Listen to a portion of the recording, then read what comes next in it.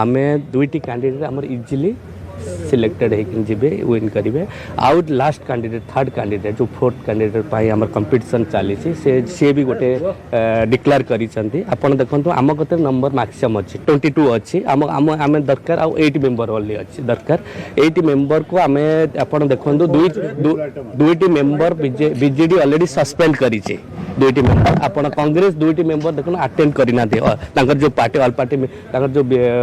विधायक मीटिंग होता दुईटी कांग्रेस एमएलए जाइना आपण देखो 2+2 4 पाइगलु ऑब्वियसली आउ नीट आउ 4 जन ऑलरेडी बीजेडी एंड कांग्रेस भी से सपोर्ट कर ऑलरेडी से आम सहित कंटाक्ट अच्छा आम इजिली हाँ जोगाजोग अच्छा बहुत विधायक भी अच्छा आम खाली 30 लास्ट जो 8 मेंबर ना 8 रु मोर देन मेंबर भी कंटाक्ट अच्छा दिल्ली आप देखो बीजेडी रे दल उपर मैक्सिमम हनापी अच्छा प्रार्थी तो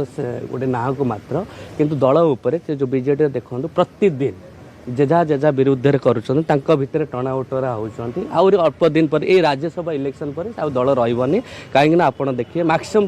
बीजेडी एमएलए बीजेपी सहित कंटाक्ट होती सस्पेंड पर ओपनली सपोर्ट कर सेम